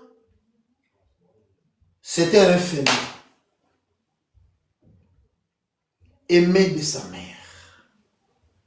Mais Ésaü, c'est lui qui avait le droit d'aînesse. C'était un chasseur. Mais maintenant, le père devait bénir. Parce que le problème ici, c'est la bénédiction. Le père, ce jour-là, il devient aveugle. Parce que la bénédiction de Dieu ne sort que quand Dieu est aveugle. Il est vieux et aveugle. Pour l'empêcher de voir le péché. Alors Isaac dit, mon fils aîné vient. Va me tuer un gibier, me faire la bonne sauce comme j'aime. Je vais manger et te bénir. Isaac, c'est un prophète. Il sait très bien ce qu'il est en train de faire. Regardez dans la Bible. Vous ne verrez pas un animal de la forêt, un gibier, on vient faire le sacrifice. Comment un prophète aurait pu oublier que l'animal du sacrifice, c'est l'animal domestique, l'ami de l'homme? Il le sait. Mais ici, il prophétise. Donc, Ésaü part chercher du gibier dans la forêt. Mais Rebecca appelle Jacob. Dit, moi, j'ai très bien écouté ce que ton père a dit. Il a dit dans un langage codé. Va derrière la maison me chercher 2 chevaux. Je vais faire la manger, la soupe qu'il aime. Depuis quand le père aime la soupe faite par son fils, un mari aime la nourriture de sa femme. Nous comprenons donc que Isaac, il comprenait très bien ce qu'il était en train de faire. Il sait que pour accéder à la bénédiction qui est le 7e, il faut qu'il y ait un sacrifice. Alors, pour que la bénédiction saute, parce que la bénédiction, c'est le 7e jour. C'est pourquoi vous allez voir que quand Dieu crée Adam, arrivé au 6e jour, Adam était toujours une statue. Dieu vient alors avec le souffle, mettre dans Adam. Le souffle que Dieu a ramené, c'est ça le 7e jour. Maintenant, quand Dieu le répète là-bas, nous voyons maintenant le souffle maintenant dans la bouche d'Isaac. Isaac comprend donc que non, pour qu'il libère le souffle qui est la bénédiction, il faut qu'il y ait le sacrifice du 6e jour. C'est pourquoi donc il envoie l'aîné chercher du gibier. En réalité, il était en train de dire à Ésaü, le moment est arrivé que tu te sacrifies pour que je bénisse ton frère. Alors, Isaac prend les 2 chevaux. Ça, c'est tout un enseignement qui peut nous prendre aussi des années.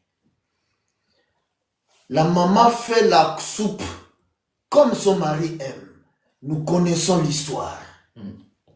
Maintenant, quand Isaac se présente devant le père Isaac, quand Jacob se présente devant le père Isaac, Isaac dit que la voix, je sais que c'est toi Jacob, toi l'homme, mais je vais vérifier si tu y es dans l'animal. Parce que pour que je lâche la bénédiction, il faut que l'animal meure et que l'homme soit couvert par la peau. Parce qu'en ce moment-là, ils étaient en train de répéter l'enseignement du jardin d'Éden. Où Dieu, quand l'homme, Adam est mort, Dieu a pris Adam animal. Il l'a tué. Parce que c'était Ésaü. Il l'a tué, il a gardé la peau. Il est parti couvrir Jacob. Certains diront ici qu'il a couvert Adam. Mais ici, nous disons qu'il a couvert Jacob. Alors le prophète Isaac, connaissant l'enseignement, il veut dire que non, je vais toucher pour voir si effectivement tu es dans Ésaü. Il vient alors toucher. Parce que nous devons dire aussi la manière dont il a touché. Parce que c'est prophétique. Quand il toucha, il confirma que oui, Ésaü est mort. Alors Jacob est dans Ésaü. Il lâcha la bénédiction. Nous répétons encore. L'animal Ésaü, c'est le fils premier-né qui est toujours sacrifié. Parce que l'animal du sacrifice, c'est toujours le fils premier-né qui doit se sacrifier pour son frère. Voilà pourquoi Jésus, le véritable Ésaü, notre frère premier-né, il s'est sacrifié pour nous, son petit frère, l'Église. Parce que l'Église n'est pas seulement l'épouse de Christ, mais nous sommes aussi Jacob. Certains diront, mais Jacob c'est Israël, oui. Mais dans ce contexte ici, de Jacob et d'Ésaü, nous disons que Jacob c'est Israël et nous sommes l'épouse des nations. Voilà pourquoi Israël est mort aujourd'hui. Quand la Bible dit que Dieu lui a bandé le visage, c'est-à-dire il est mort. Parce que quand on te bande le visage, c'est-à-dire tu ne vois plus, tu es dans le ténèbre, donc tu rentres dans la tombe, jusqu'à ce que nous puissions partir. Donc, le 6e jour, nous le voyons avec cette histoire de Jacob et d'Ésaü. Le 6e jour, nous le voyons encore parce que Dieu ne fait que répéter et répéter. Nous allons donner encore un autre témoin. Un homme est venu sur la terre. Il s'appelait Jean-Baptiste. Il s'habillait en animal. Il ne s'habillait pas comme tout le monde. C'est un autre Ésaü. Il s'habillait en peau de chameau. Parce que c'était un animal. Vous allez remarquer que quand il était dans la grossesse, arrivé au 6e mois, le 6e mois, c'est le 6e jour, ou les 60 ans d'Isaac. Le 6e mois, c'est le 6e jour de la création. Alors, arrivé au 6e mois, c'est comme il est donc Adam. Jean-Baptiste est aussi Adam. C'est une statue. C'est pourquoi Jésus, qui est Dieu, il doit venir souffler sur lui. Alors, il est venu au travers de Marie qui a visité sa cousine Élisabeth. Quand Marie a parlé, c'était le souffle qui est venu et rentrer dans Jean-Baptiste. Mais ici, ce qui nous intéresse, c'est quoi? Jean-Baptiste, donc, c'est un animal. Nous voyons donc que Jean-Baptiste, animal,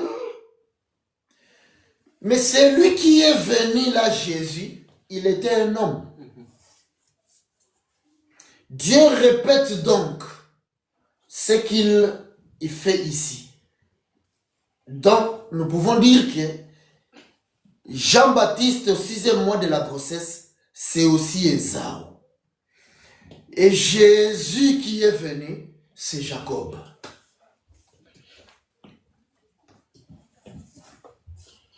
Dieu répète cela. Autrement dit, Jean-Baptiste était l'aîné de Jésus. Donc, dans la doctrine, c'était des jumeaux. Parce que Élisabeth et Marie, c'est la même femme. Ici, ne voyez pas deux femmes avec deux grossesses. Non. C'est la même femme qui porte deux nations. Donc, l'animal et l'homme. C'est pourquoi nous, quand nous étions là, nous pouvions déjà prophétiser que Jean-Baptiste sera tué. Il ne pouvait pas mourir de mort naturelle. Non, il doit être sacrifié parce que c'est un animal. C'est pourquoi vous allez voir que Jésus attendait toujours impatiemment les sacrifices de Jean-Baptiste. Nous sommes dans l'ombre, nous répétons. Quand maintenant Jean-Baptiste est mort, vous allez voir que c'est alors que Jésus s'est levé, il a commencé son ministère. Donc, c'est aussi Dieu qui répète cette même histoire ici. Autrement dit, le 6e jour de la création est divisé en deux parties. C'est un jour divisé en deux morceaux. C'est ça le deux jumeaux, qui représente tout simplement la mort et la résurrection. Donc, voilà ce qu'on peut dire concernant le 6e jour de la création. Amen. Je vous rends la parole. Merci beaucoup, chers auditeurs, auditrices. Vous avez bien écouté l'intervention du docteur Odilon sur le 6e jour de la création. Voilà, nous sommes aux phases de questions-réponses. On va poser des questions et le docteur est là pour répondre à toutes nos questions. Je rappelle encore à tous les auditeurs, auditrices, n'oubliez pas aussi que vous aussi, vous avez ces possibilités-là de monter et de poser aussi vraiment des questions.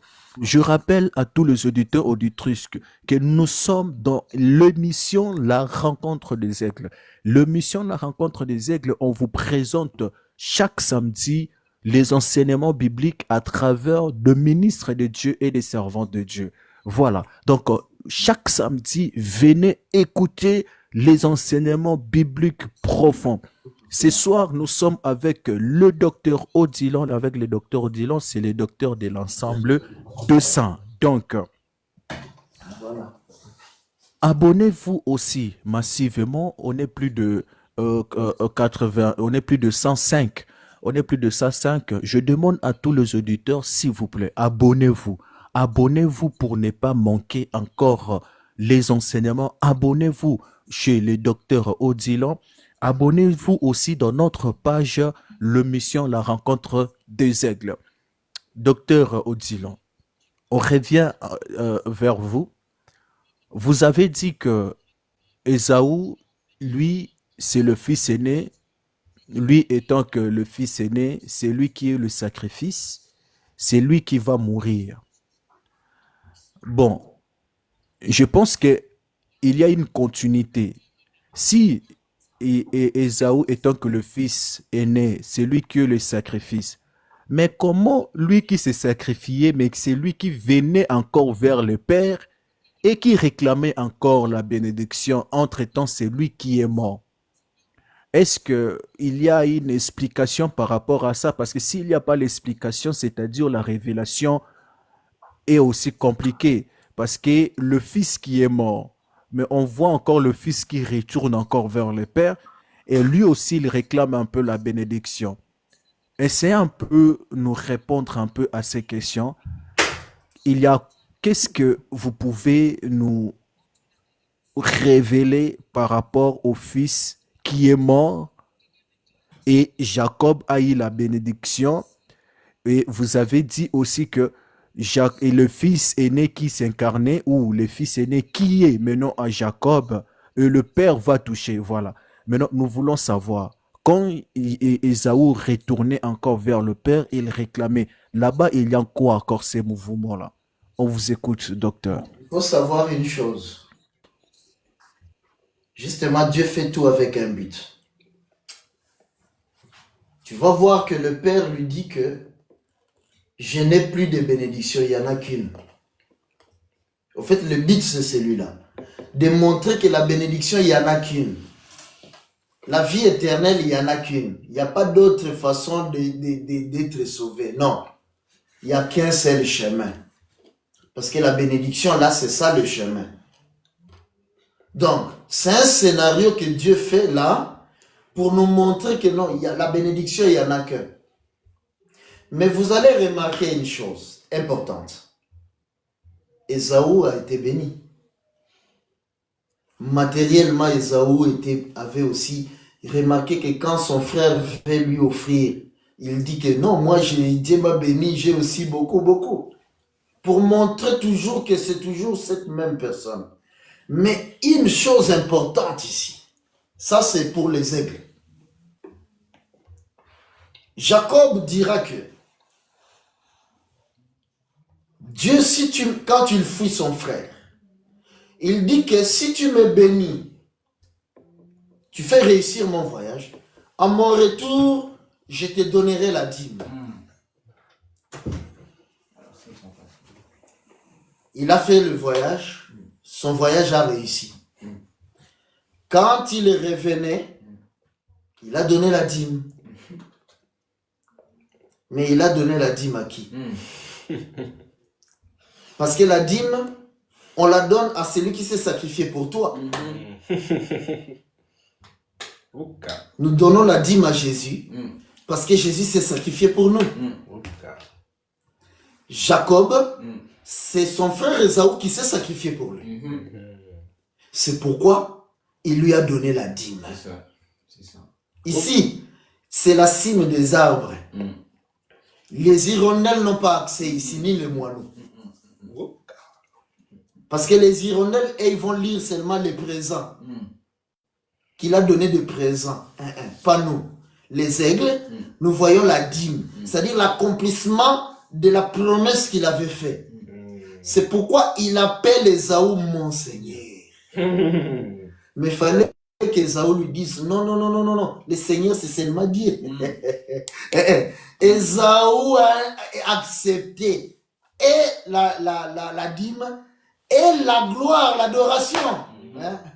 Parce qu'il sortait de Séhir. Ça, c'est aussi pour les aigles. Donc, dans les scénarios, la Bible dit que l'ombre n'est pas l'exacte représentation des choses. C'est-à-dire, quand les scénarios se manifestent, Dieu a continué cette partie-là juste pour nous montrer qu'il n'y a qu'une seule bénédiction. Mais le sacrifice, c'était vraiment Ésaü qui est mort. Parce qu'il faut savoir bon, on ne va pas en dire beaucoup, parce que ici, on préserve aussi certaines choses pour ceux qui donnent la dîme. Donc voilà ce qu'on peut dire de ça. Merci beaucoup, docteur. Merci beaucoup pour la réponse. Mais, docteur, là-bas, nous voyons très bien, vous avez essayé un peu d'entrer dans une révélation pour compléter. Mais oui, c'est lui qui est mort, et vous avez parlé beaucoup plus sur la bénédiction qu'il y avait que la bénédiction Jacob a eu. Mais on voit que le Père a dit que toi, tu vivras par l'épée. Parce que le Père a dit que lui, sa nourriture, c'est l'épée. Mais non, ça veut dire quoi encore que lui, sa nourriture, c'est l'épée? Est-ce que il y a quelque chose qui se cache derrière? Parce qu'il est retourné quand même. J'aimerais que vous nous expliquiez un peu ce retour d'abord à la maison. avant de toucher peut-être la bénédiction et sa nourriture qui est le paix là. Parce que si le nez est mort, mais il retourne encore vers le Père, encore comment? Est-ce qu'il y a une explication sur le retour et sur le paix laquelle que lui, il va vivre? Nous voulons un peu comprendre parce que ça va aider plus de 71 personnes qui sont là d'être un peu enseignées et comprendre un peu la pensée cachée de Dieu par rapport à votre intervention. À vous, docteur. Ouais. Déjà, la première explication que nous donnons est que il faut que Dieu a voulu que nous comprenions que la bénédiction, il n'y en a qu'une. Maintenant, il faut savoir que il représente aussi Israël.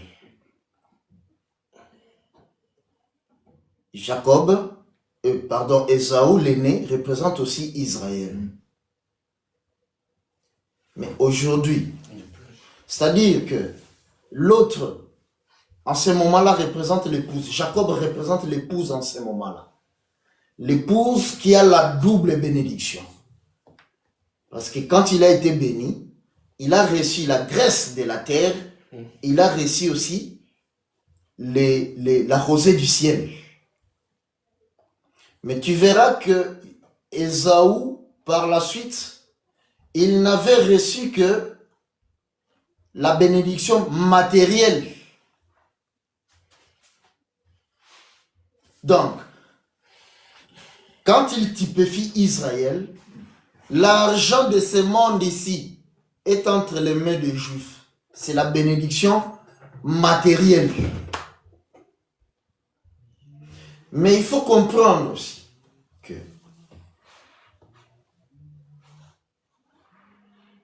quand nous expliquons maintenant la portée de Jésus, qu'il était Seigneur, c'est-à-dire que le Seigneur, avec l'épée, ça nous montre Jésus. Voilà pourquoi il a reçu la gloire, il a reçu les honneurs de son frère. Je ne veux pas trop m'étendre là-bas. Déjà, le plus important ici pour nos bien-aimés qui nous suivent est que ils doivent comprendre que Ésaü représente Jésus, qui est mort, ressuscité pour l'Église, donc Jacob. Et il représente aussi en même temps Israël. C'est pourquoi nous avons dit tout à l'heure que Israël actuel est mort aussi. Voilà pourquoi la Bible dit que celui qui bénit Israël, il est béni. Celui qui maudit Israël, il est maudit. Tout ce qui se passe en Israël là-bas, nous devons faire très attention. Parce que Israël, Dieu l'a tué là. Pour que pendant ce temps-là, que nous puissions recevoir la bénédiction. Cette bénédiction ici pour nous, c'est ça, c'est la vie éternelle que nous avons. Mais pendant ce temps-là, Israël a l'épée. L'épée d'Israël, c'est des guerres qui l'entourent. Si vous regardez l'histoire des Juifs, vous verrez que c'est l'histoire suivie que des malheurs et des malheurs. Actuellement, ils ont brandi l'épée. Parce que l'épée les a frappés. Hamas est venu tuer et aussi ils ont brandi l'épée, ils sont partis en guerre. Ça dit que l'histoire des Juifs sera une histoire de guerre, jusqu'à ce que Jésus-Christ viendra les délivrer. Ça, c'est le volet d'Israël. Voilà ce que nous pouvons en dire.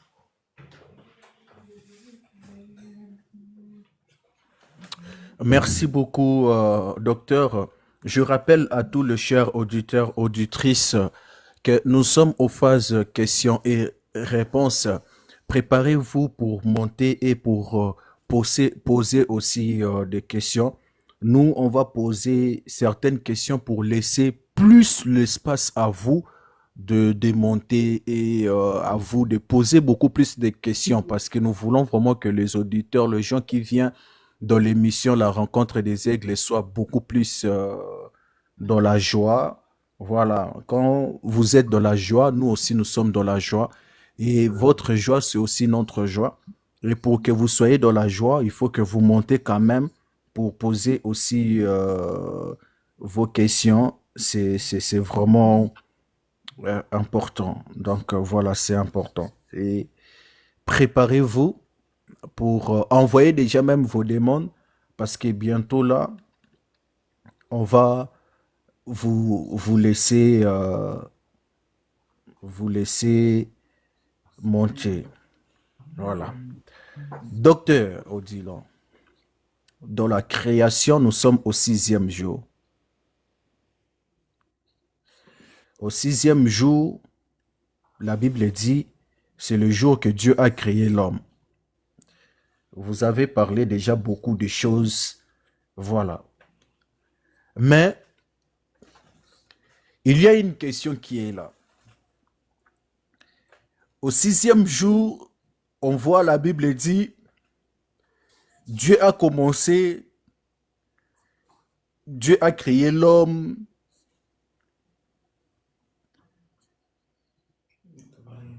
Dieu bénit l'homme. Dieu a dit à l'homme, multipliez-vous, remplissez-vous la terre, soyez féconds. Et dans le chapitre 2, on voit encore la Bible dit, Dieu a pris la poussière de la terre, il a formé, voilà, il a soufflé et l'homme est devenu un être vivant. Docteur Odilon, il y a un problème dans la Bible. Nous voulons comprendre. Quelle est la première créature de Dieu sur terre? C'est ça la question sur la création. Parce que on voit que la Bible ne nous dit pas la vérité. La Bible, ça dit jamais la vérité ici, comme nous disons ici. Voilà. La Bible dit, Dieu a créé les hommes. Il y a des hommes déjà sur terre. Après, dans le chapitre 2, la Bible dit, il a formé Adam. Et après, c'est Adam qu'il a tiré aussi Ève. Dans le chapitre 4, nous voyons que Caïn, il a épousé une femme. Et les femmes là, d'où viennent les femmes là? D'où viennent ces peuples-là? Parce qu'on voit déjà, il y a une existence d'un peuple qui existait déjà. Voilà. Parce que quand Caïn, il a tué son frère, Caïn a dit bien que là où je vais aller là-bas, on va me faire du mal. Qui va le faire du mal? Parce que Dieu va mettre à Caïn un signe pour qu'on ne le touche pas et pour qu'on le tue pas. Docteur Odilon, maintenant nous voulons comprendre ici quelle est la première créature de Dieu sur terre. Parce que la Bible dit c'est Adam, mais quand nous lisons toujours la même Bible, là on trouve que ce n'est pas Adam et Ève. Docteur Odilon, j'aimerais que vous répondiez vraiment à notre question. Finalement, tu as posé plusieurs questions.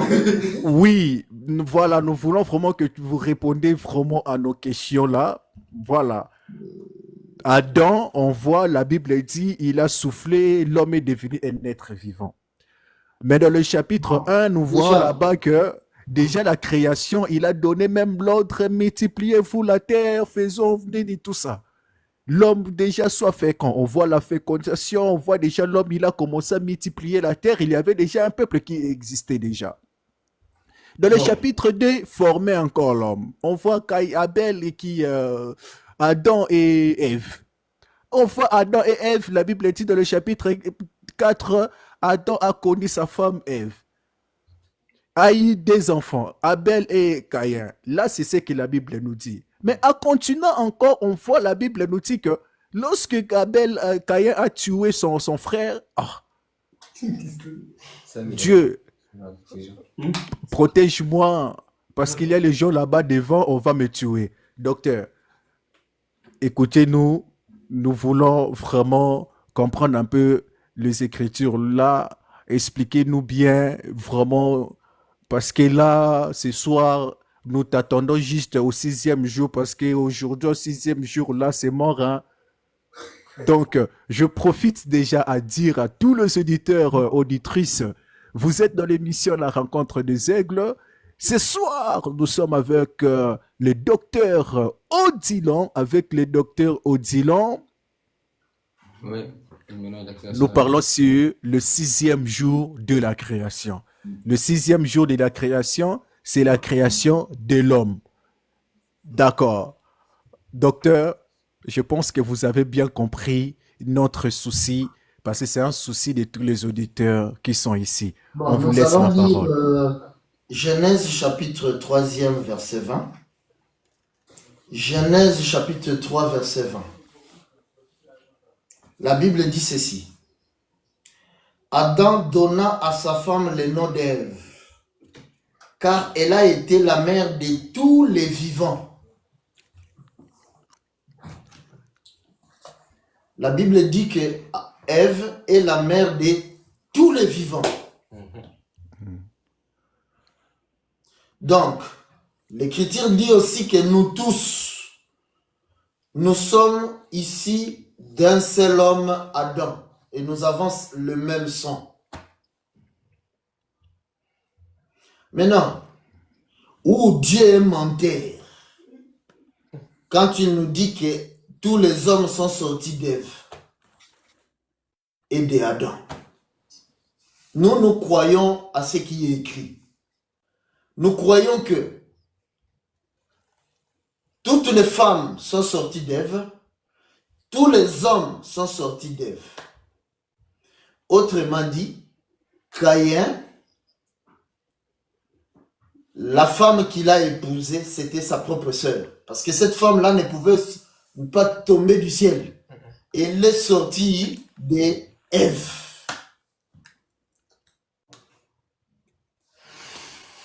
Quand on s'appuie aux Écritures, les choses deviennent claires. C'est plutôt quand on commence à réfléchir selon les hommes qu'on se complique. Maintenant, quand Dieu a créé Adam, Adam est un esprit. Nous sommes des esprits. Toi et moi, nous sommes des esprits. C'est pourquoi Paul dit que notre corps, c'est juste une enveloppe. C'est pourquoi quand quelqu'un meurt sur la terre, même le monde sait que non, la personne, c'est l'esprit qui est sorti. Sa dépouille est à la mort. Ou son corps est à la mort. Autrement dit, le corps des gens est à la mort. Donc, le monde comprend aussi que non. Jean, en réalité, c'est l'esprit là qui est parti. Donc, au commencement, Adam, c'est un esprit que Dieu crée. Maintenant, cet esprit-là est à l'image de Dieu. Autrement dit, Ève est dans Adam en ce moment-là. C'est maintenant après que Dieu vient maintenant prendre la poussière de la terre pour doter une enveloppe à Adam. Voilà un peu ce qui s'est passé. Docteur. Donc, oui. Non, continuez. Si, c'est bon? Oui. D'accord. Mais docteur, là, on voit toujours que il y a toujours... Donc, moi, vraiment, je n'ai pas valé ta réponse, docteur. Ah bon? C'est pas ma réponse, moi... c'est la Bible. Moi, je n'ai pas valé c'est la Bible qui dit que toute personne est sortie d'Adam. Mais la Bible, ça se contredit. Le verset là, docteur, écoute ce que la Bible dit, docteur. Nous sommes dans la Bible. Genèse chapitre 4, docteur. Le chapitre 4, docteur. Le verset 14. Écoutez ce que la Bible dit. On va analyser aujourd'hui la Bible. Docteur, nous tous, hein, on vous attendait au 6e jour, oh docteur. Aujourd'hui, c'est foutu, docteur. Aujourd'hui, tu es foutu, docteur. Hein? C'est l'émission La rencontre des aigles. Voilà. Docteur, écoutez ce que la Bible dit. Le chapitre 4, le verset 14. Écoutez ce que la Bible dit. Voici, tu m'as chassé aujourd'hui de cette terre. Je serai caché loin de ta face. Je serai errant et vagabond sur la terre. Quiconque, ah docteur, où est les quiconque là, c'est qui? Les quiconque là. Mais on voit déjà, il y avait l'existence des gens. Mais quand on voit ici, dans le chapitre 4, ici, en commençant les premières jusqu'au chapitre, au 14e verset, nous voyons juste 4 personnes. Là, c'est ce que les Écritures nous présentent. Les Écritures nous présentent Adam, Ève, Abel, Caïn. Mais c'est Caïn qui nous ouvre maintenant les yeux pour nous montrer qu'il y a des quiconques. S'il y a des quiconques, qui est les quiconques là, docteur? Maintenant, expliquez-nous des quiconques là, docteur, parce que écoutez ce qu'il dit, hein. Ce qu'il dit, vagabond sur la terre, quiconque me trouvera. Ah, docteur, il y a des quiconques qui va trouver Caïn. La Bible dit, me tuera. L'Éternel, les versets, l'Éternel confirme ce que Caïn dit. Parce que, docteur, je sais que tu vas dire, oh, docteur, vous avez dit, oh non, Caïn, c'est les malins, c'est du diable. Là, c'est le diable qui parle à lui. Le diable, c'est les mensonges. Maintenant, l'Éternel, il confirme ce que Caïn a dit. L'Éternel, là, il ne faut pas dire que Caïn, c'est le diable. Il nous a menti. Non, il n'a pas menti. L'Éternel vient nous confirmer. Là, écoutez ce que la Bible dit. L'Éternel lui dit, si quelqu'un tue Caïn, Caïn sera vengé 7 fois. Et l'Éternel mit un signe sur Caïn pour que quiconque trouvera ne le tue point.